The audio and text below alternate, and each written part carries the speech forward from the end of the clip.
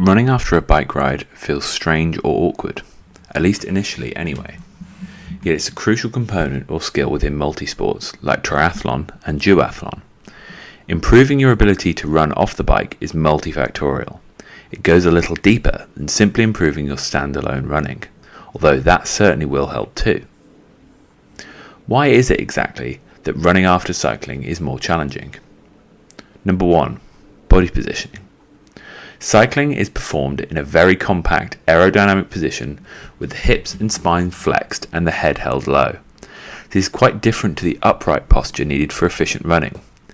Therefore, the transition between postures can take a little while, often worsened by longer duration cycling and or more aggressive aerodynamic positions on the bike. Muscle activation and blood flow. Both swimming and cycling are completed with body weight supported. However, during running, we are subject to landing forces and much greater eccentric muscular activity, muscle lengthening as they contract. Also, the major muscle groups producing power for riding the bike are a little different to those employed for running. The redirection of blood flow and activation of different muscle groups needs a little time. Pacing and fatigue.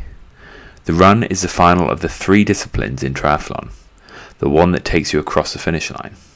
As such, it is most likely to be affected by what has gone before. Within any race, there will be an element of building fatigue from swimming and cycling, and this will be made much worse by any errors in pacing, i.e. going too hard when swimming and or cycling. Although you may have greater split times for these 2 former disciplines, it's possible to lose much more time on the run portion than you gained if you don't pace the event correctly. Remember, there is no prize for the fastest bike leg, only the fastest swim, bike and run. Energy demand and nutrition. Similar to the number 3 above, we only have so much energy available when working hard, mainly from muscle glycogen stores. Use that up too quickly and you risk blowing up on the run, otherwise known as bonking. Therefore, to run well, especially in longer races, you will need to consider race nutrition to top this up. So, how do we specifically work to improve running off the bike then? Number 1, practice or familiarization. Enter the brick session. Here we typically ride the bike and then transition quickly into running. For short distance race prep, this could be repeated numerous times over a single session.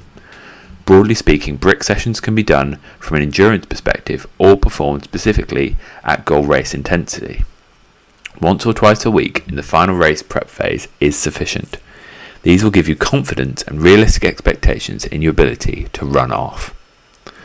Build muscular endurance, strength and stability. This can come in many forms. Traditional strength and conditioning in the gym, squats, deadlifts, leg press, etc. Functional strengthening using movement patterns that are similar to running, often single leg or unilateral exercises that emphasize posterior change, high weighted step-ups, single leg deadlifts, Bulgarian squats or box squats, or run specific muscular endurance.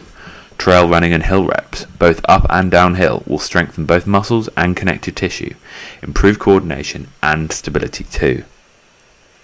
Number 3, improve your swimming and cycling. This one may sound a little odd at first, but if you can improve your race pace for swimming and or cycling, you may both get to T2 quicker and less fatigued.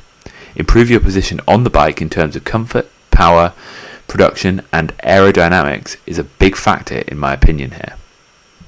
Pacing and nutrition. With mindful training and racing, you'll develop knowledge and indeed a feel for the optimal pacing strategy. This needs to get you to the end of the bike leg as quickly as possible, but allow enough remaining energy for the run. Nutrition both before and during the race is likely to be crucial to the success of your run off the bike, although beyond the scope of this blog. So, if you think your multisport running could be better, then consider these issues as you seek to improve it.